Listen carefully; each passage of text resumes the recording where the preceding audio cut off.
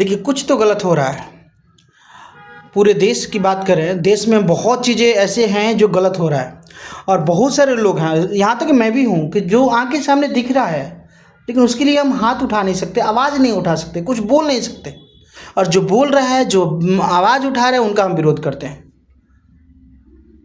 अभी जस्ट एक नई पार्टी बन के उभरी हुई है, सबको पता होगा, सीजेपी, कोकरोच जनता पार्टी। उनका देखो, मैं किसी भी पार्टी का समर्थक नहीं हूँ, लेकिन उनका जो मुद्दा है वो उठना चाहिए, जो हकीकत ज़मीनी स्तर का मुद्दा है वो उठना चाहिए। अभी सीजेपी के पार्टी का जो हिस्सा रहे विजेंद्र चौहान कौन है आप तो जानते होंगे, यूपीएससी के मेंटर हैं वो, उन्होंने हिस्सा लिया है बाय द वे, अच्छे शिक्षक हैं वो। उन्होंने भी इस मुद्दे को उठाया है और यही बात रखा है कि आज की जो हालात देख रहे हैं हम लोग शिक्षा व्यवस्था को लेके बहुत ही लाचार स्थिति में है। हमारी सरकार उसको लेके कुछ नहीं कर पा रही है। जहां देखो अंधाधुन जो है, केवल प्राइवेट स्कूल भरे पड़े हुए हैं। हर एक कदम कदम पे प्राइवेट स्कूल लूट रहे हैं, पेरेंट्स को लूट रहे हैं, बच्चों को लूट रहे हैं। कभी ये नई गाइडलाइंस, कभी किताब को लेके, कभी ड्रेसेस को लेके। अगर हमारी सरकार की पॉलिसी शिक्षा व्यवस्था में बेहतर रहती, अच्छी रहती, तो क्या जितने बच्चे आज के ज़माने में मजबूरी में, आप नज़र उठा के देख लीजिए, अगर हमारी सरकारी स्कूल की व्यवस्था सही रहती तो कोई भी पेरेंट्स प्राइवेट स्कूल में अपने बच्चे की दाखिला नहीं दिलाता। हर एक पेरेंट्स सोचता है कि हमारे बच्चे का भविष्य उज्ज्वल हो। कोई भी पेरेंट्स हो जाए, यहाँ तक कि मजदूर क्यों ना हो, जो 10,000 रुपये 15,000 रुपये महीने कमाते हैं, वो भी प्राइवेट स्कूल में मजबूरी में जाते हैं, अपने बच्चे को एडमिशन कराते हैं। बहुत ज़्यादा उनकी जो जीवन है बहुत बद से बदतर होती जा रही है। हम जिस जगह पे रह रहे हैं वहाँ का रूम रेंट 5,000 रुपये से लेकर 6,000 रुपये तक की है एक आदमी की। खर्चे अलग है। अब आप सोचिए, कोई एक मजदूर है जो चाहता है कि हम अपने बच्चों को आगे का अच्छा भविष्य दें, तो क्या वो प्राइवेट स्कूल में पढ़ाना चाहेगा?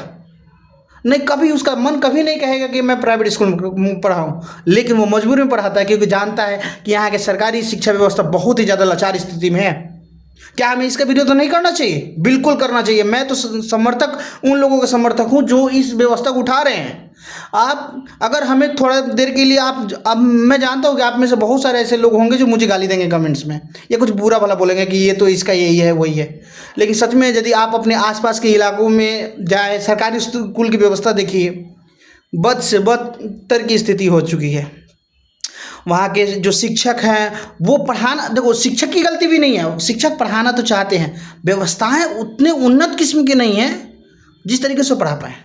कोई भी सरकारी स्कूल उठा के देख लीजिए, उसमें कहीं पे भी लैब की व्यवस्था नहीं है। बच्चों को प्रैक्टिकल क्या करवाया कुछ समझ में नहीं आता है। बिहार मैं एक्चुअली मैं बिहार से हूँ। बिहार की व्यवस्था की बात कर रहा हूँ।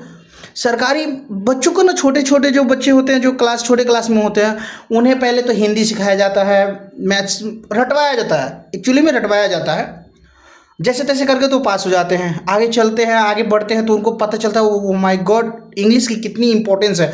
अभी के इस जो नई दौर शुरू हुई है, उसमें इंग्लिश की इंपॉर्टेंस कितनी है, बहुत ही ज़्यादा वैल्यूएबल है इंग्लिश। अगर आपको इंग्लिश बोलने आता है, कम्युनिकेशन इंग्लिश अच्छी है, तो आप अच्छे जानकार हो, ऐसी पहचान मिलती है, हमें नौकरी मिलती है इंग्लिश की वजह से।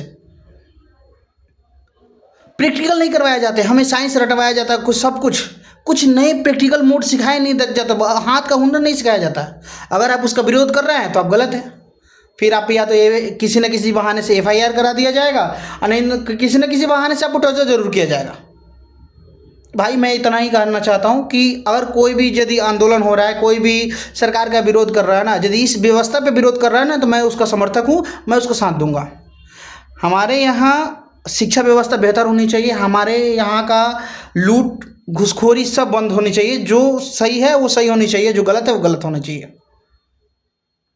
गलत का विरोध हम सभी करेंगे। मैं उम्मीद करता हूँ आप सभी लोग विरोध कीजिएगा। न्याय सही होना चाहिए। शिक्षा अगर सही हो जाएगा तो देश ऑटोमेटिक सही हो जाएगा। शिक्षा व्यवस्था ये खराब है तो देश खराब हो जाएगा, क्योंकि प्राइवेट स्कूल भरे पड़े हैं लूटने के लिए, और हमारे सरकारी स्कूल धीरे धीरे बद से बदतर होते जा रहा है। हमें इस बात को ध्यान देना चाहिए। धन्यवाद।